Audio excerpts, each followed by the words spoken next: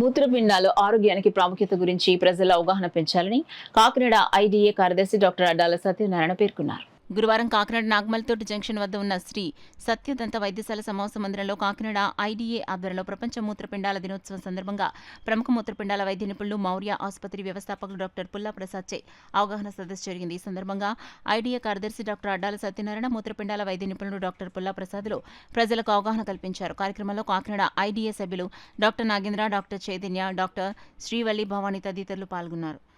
ప్రపంచ కిడ్నీ దినోత్సవం సందర్భంగా ఈరోజు ఈ మన కిడ్నీల గురించి, దాని పనితీరు గురించి, అలాగే మనం తీసుకోవాల్సిన జాగ్రత్తల గురించి కూడా ఈవేళ మనకి ఇక్కడ తెలియజేయడానికి మౌర్య హాస్పిటల్ అధినేత ప్రముఖ యూరాలజిస్ట్ డాక్టర్ పుల్లా ప్రసాద్ గారు వచ్చారండి. మన శరీరంలో అవయవాల్లో కిడ్నీ చాలా చిన్నదైనా కూడా అది పోషించే పాత్ర చాలా పెద్దది. అటువంటి కిడ్నీలకి మనం ఈవేళ తీసుకోవాల్సిన జాగ్రత్తల గురించి పుల్లా ప్రసాద్ గారు.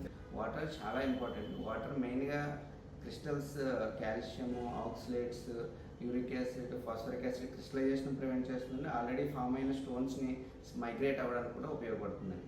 మనం ఎటువంటి ఫ్లూయిడ్స్ తీసుకోవాలండి? Water is the best fluid అండి, ఈజీగా అవైలబుల్. మెయిన్గా వాటర్ బెస్ట్ ఫ్లూయిడ్ తీసుకోవడానికి. అవి కాకుండా ఇంకా సిట్రస్ ఫ్రూట్స్, ఇవి కాకుండా various fruits, fluid rich fruits ఉంటాయండి. పపాయ, వాటర్ మిలన్, యాపిల్స్, ఇవన్నిటి ద్వారా కూడా మనకి ఫ్లూయిడ్స్ ఈజీగా అవైలబుల్గా ఉంటాయి. ఇవి కాకుండా కోకోనట్ వాటర్, బార్లీ అవి కూడా తీసుకోవచ్చండి.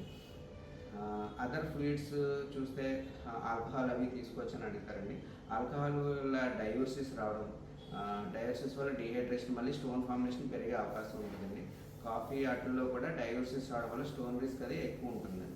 ఇంకా సోడాస్, కోకోకోలా ఇట్లన్నింటి వల్ల కూడా ఫాస్ఫరిక్ యాసిడ్, ఆక్సిలేట్స్, యూరిన్లో కాల్షియం ఎక్కువ వల్ల స్టోన్ ఫార్మింగ్ టెండెన్సీ ఎక్కువ అవుతుంది అనమాట. సో బేసిక్గా ఫ్లూయిడ్స్కి సంబంధించి ఇవ్వండి. డైలీ మనము 2 లీటర్స్ యూరిన్ ఫామ్ అయ్యేంత వాటర్ తీసుకోవాలండి. జనరల్గా 8 to 12 గ్లాసెస్ కానీ 3 లీటర్స్ ఆఫ్ వాటర్ అని చెప్తామండి.